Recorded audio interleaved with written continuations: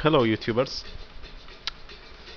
Today episode is about something that I have waited long time to do. I waited for someone from our colleagues to do an informative episode on to check the validity of my information that I might be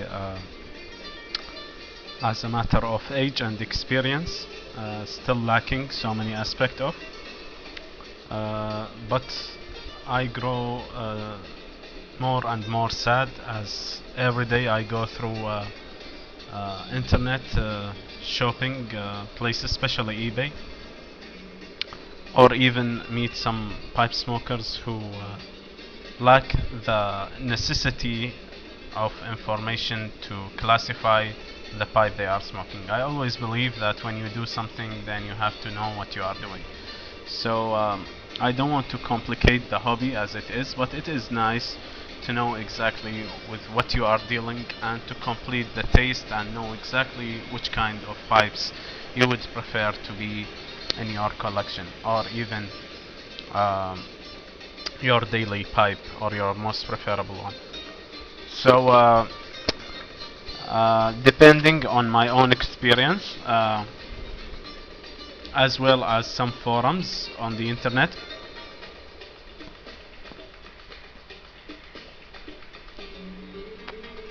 I have developed a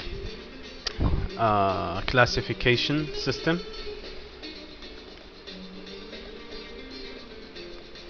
for pipe smoking that I would share with you in obviously more than one episode, as it is always with my informative series. But I will try my best to finish it with one session. Means I will shoot it all, even on so many parts, but I will finish the thing today. So again, I would say that I will start by giving you a simple idea about the classification standard that I have made. First, I would like to start with the formation of the pipe, as pipes usually comes in two varieties: straight and bent. So for this is a general idea about pipes and their shapes, and this is the first factor that we're gonna classify the pipes upon. So it's either straight pipes or bent pipes. Straight pipes, they don't have that much of a variation, but for bent pipes we will be having three categories. The okay, now that one is missing. Okay, yeah, like this one and like this one. Okay, this is simply a quarter bent pipe. So you can see that the bent angle or the curve angle is not that sharp. So this is a quarter bent pipe. Secondly, which comes the half bent pipe. Half bent pipes are easy to be held in your mouth, and they still share the same characteristic loved by the straight pipes, which is the pipe still away from your face, so the smoke can be puffed away from your eyes. Quarter bents are bent for their shapes, but still they have the center of weight away from your lower jaw, which help the pipe to rely really. But normally the quarter bends comes with a short shank and short stem, so to equalize the thing. Pipe makers, they don't make it out of fun, they know throughout their experience what is the best design. So again, half bent normally share the both characteristic between the straights and the bends, and they have a comfortable sitting in the mouth as they low, especially if you put them in the corner of your mouth, not in front. This will hurt your front teeth and your gum as well. And the last shape, which is the full bent pipe, like the on-pole series.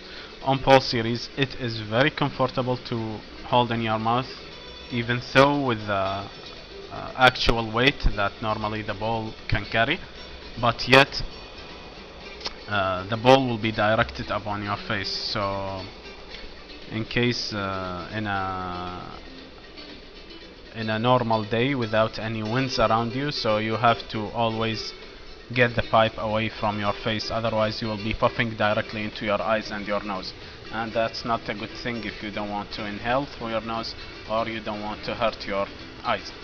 So these are the three categories in the bent.